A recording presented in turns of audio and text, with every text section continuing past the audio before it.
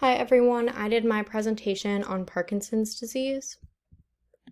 First, I just want to discuss the prevalence of Parkinson's. About 1 million Americans have Parkinson's and about 10 million people worldwide, and there are 20 cases per 100,000 people per year that are newly diagnosed. The mean age of onset for diagnosis is 60 years old, mostly just due to this is when symptoms will often appear, and men are much more likely to develop PD than women. It is also thought that the number of people with Parkinson's may double by the year 2030 due to increased levels of diagnosis. For a general overview, PD is a chronic progressive neurodegenerative disorder, and it's largely classified by a loss of dopaminergic neurons of the substantia nigra, which is an area of the midbrain. It is also thought to be due to an accumulation of the protein alpha-synuclein in Lewy bodies within the substantia nigra as well. The image below just shows the differences between someone with Parkinson's and someone without Parkinson's in the substantia nigra of the brain and the lower levels of dopaminergic neurons that are present, and therefore the lower levels of dopamine as well, which are what oftentimes leads to the issues with movement that are hallmark symptoms of PD. The causes of PD are largely unknown, and 95% of cases are idiopathic. However, it is generally agreed that there is some genetic and some environmental component to Parkinson's. However, it is not completely known exactly what combinations may cause Parkinson's. For genetics, there are some known causal genes which are monogenic forms of PD.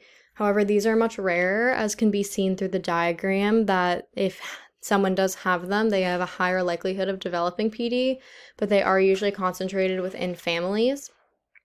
There is a more common risk variants within the 20 gene loci, a variety of different combinations between dozens or hundreds of mutations and environmental factors working together that often will cause PD. Environmental factors that are known include increased risks and decreased risks.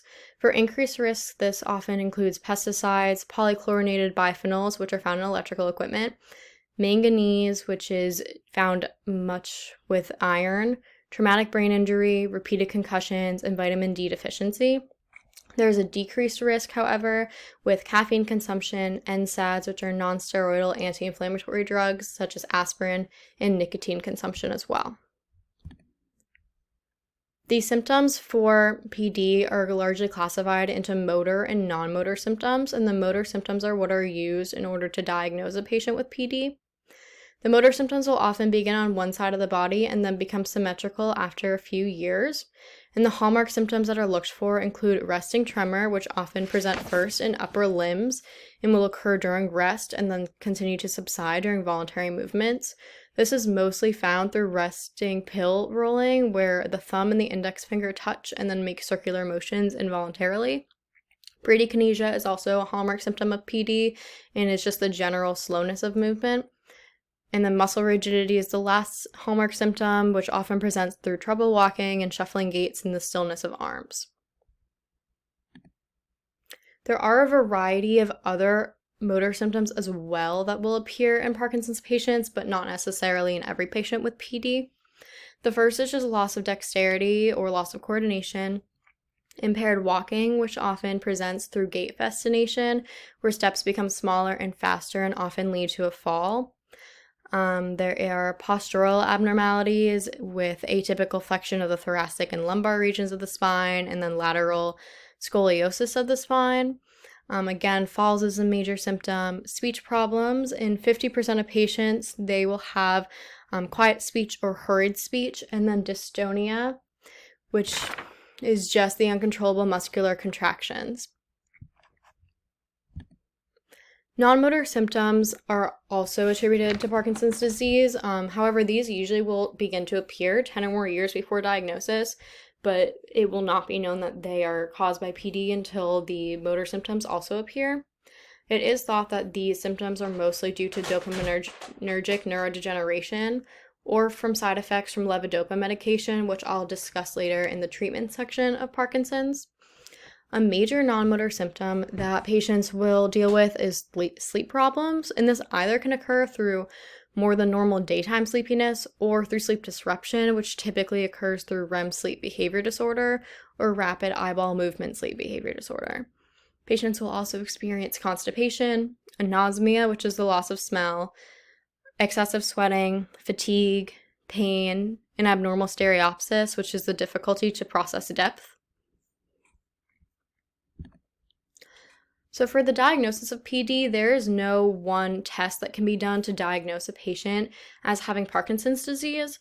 Instead, it's mostly based on symptoms. And so if a physician suspects that a patient has PD, they'll begin with a general medical history just to see if anyone else in their family has had Parkinson's, because it is often seen in families due to the genetic component. And then a just general physical examination along with a symptom evaluation. And in this symptom evaluation, the physician will look for the 3 cardinal symptoms, which are, again, resting tremor, bradykinesia, and rigidity. There is some imaging that can be done to see if a patient has Parkinson's disease. First is through PET, or positron emission tomography, and then through SPECT, which is single photon emission computed tomography. However, these can only detect Parkinson's in later stages where there's high volumes of dopaminergic loss in the substantia nigra, so they're not used typically to diagnose a patient with Parkinson's. The scan that is seen is through a dopamine transporter scan, or a DAT scan, which is a specific type of SPECT scan that's used to visualize dopamine transporter levels in the brain. There is current research being done into ultrafield 7 Tesla MRI scans, which hopefully would be able to diagnose a patient with PD in earlier stages. However, imaging is mostly done for differential diagnosis to rule out other disorders that present in very common ways to Parkinson's. Often this is through MRIs, and one example of this is progressive supranuclear palsy, or PSP, which can be seen in an MRI scan.